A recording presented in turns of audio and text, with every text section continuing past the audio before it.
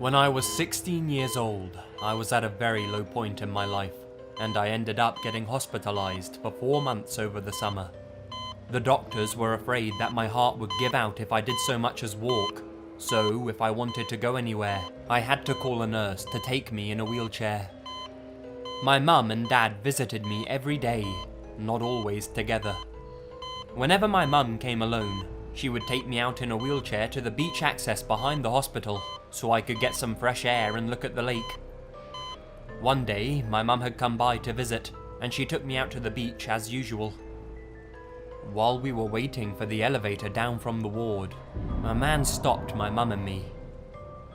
"Your daughter has such beautiful black hair." The way he said it gave me chills, kind of in a Buffalo Bill-esque, I want to wear it kind of way. My mum thanked him and chatted a bit, but I just looked the other way and ignored him. I could feel his eyes on me though. We all pile into the elevator, and as soon as the doors close, I feel something tugging at my hair.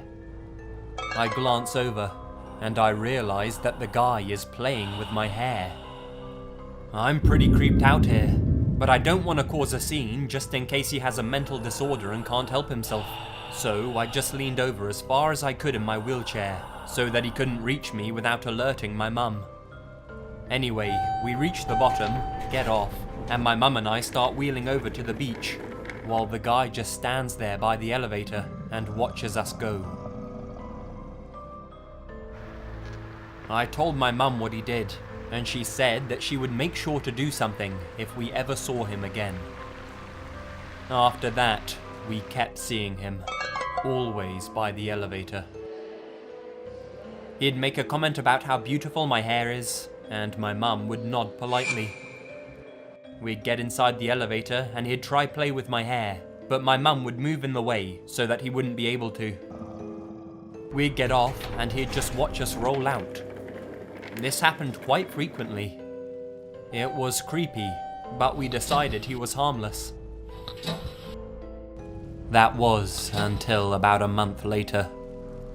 We went down to the beach as usual, and this time we didn't see him at the elevator, but we didn't think much of it.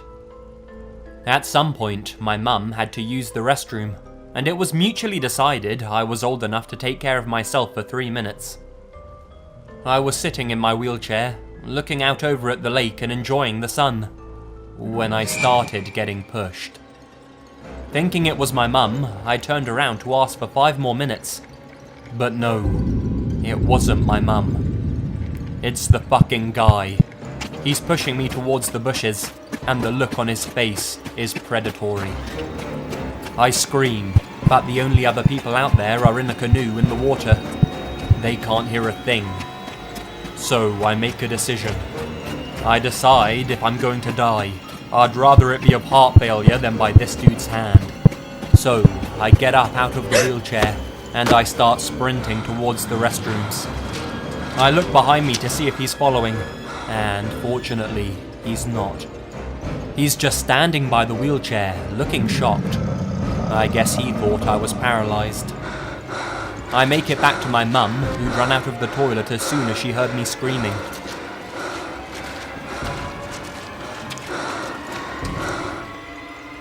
We both look back, and the guy is running away like there's a rocket up his arse.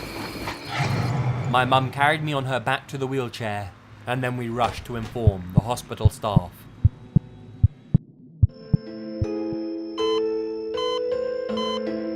They put a watch out, and for the next few months, there's security hanging around the elevator on my floor. But he never came back.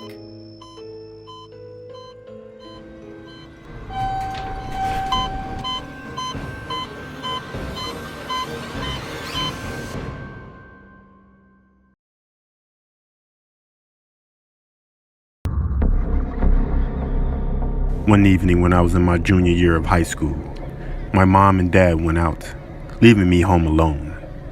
I had a lot of homework to do, so I spent the whole evening sitting at a desk in my bedroom. My parents left the house around 6 p.m. When I was doing my homework, I put on my headphones and I listened to loud music.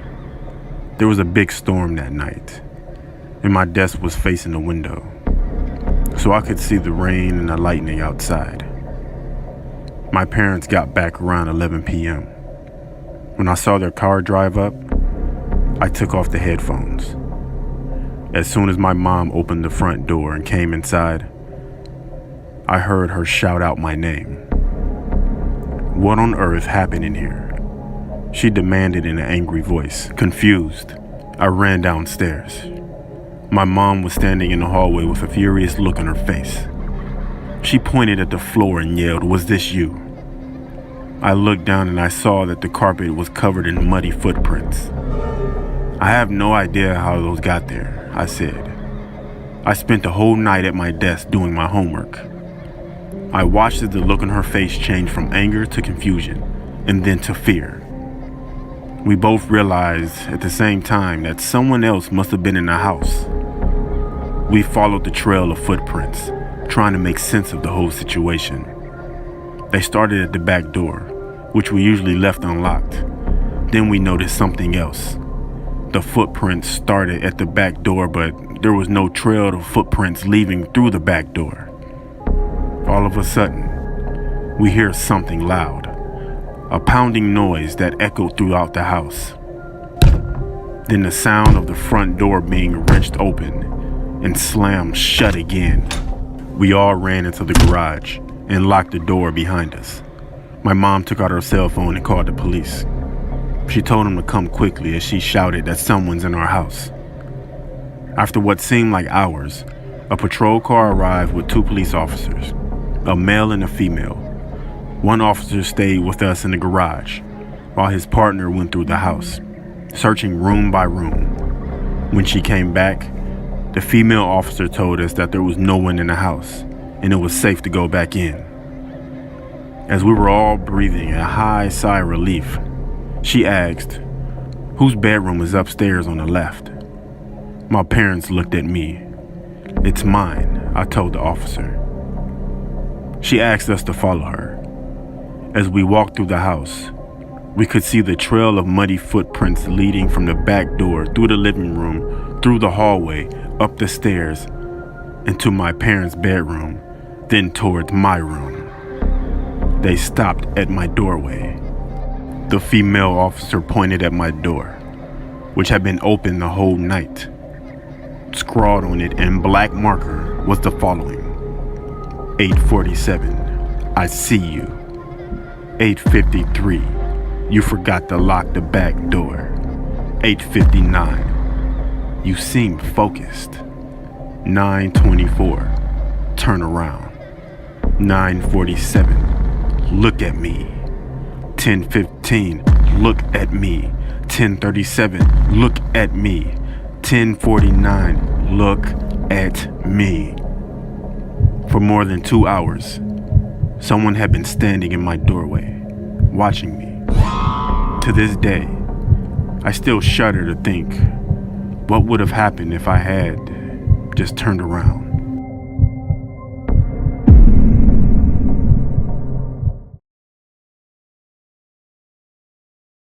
When I was 20 years old and my brother was 15, our parents were out of town. My brother had some friends over one night. As I walked out of the door to pick up food, I overheard them talking about the supernatural. What I didn't know was one of them had brought over a spirit board. While I was gone, they decided to call on the spirit.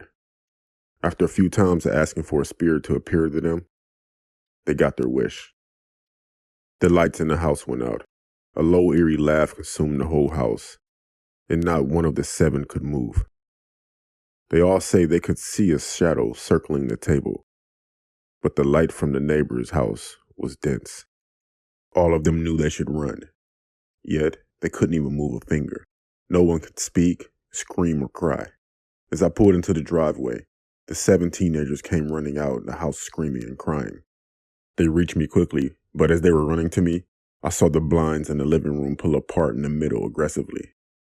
Before I could process what I had seen, all of them were trying to tell me what had just happened.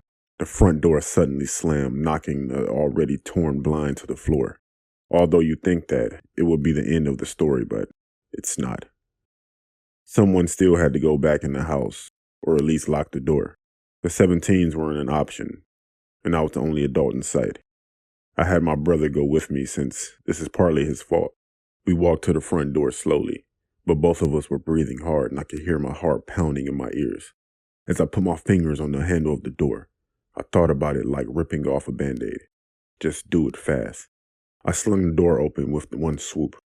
The smell was unimaginable, and it hit us like a slap in the face. The odor was a mixture of flowers and something rotten. It took us a moment to overcome the horrific smell. Before entering the house, I tried to turn on the lights by the door. The outside light and the hall light turned on right away. I shouldn't have been surprised to see that the house was in shambles if I hadn't seen the blind rip open or see the door slam on its own. I would have thought my brother had entertained a wild party. As we entered the house, I began telling the entity in a loud, demanding voice, "Leave this home. You're not welcome here." As I spoke, I walked to where the spirit board was on the floor. When I picked up the board, I said, "This conversation has ended. Goodbye." The front door slammed on its own again, but the odor was gone. We cleaned up, and honestly, we never told my parents.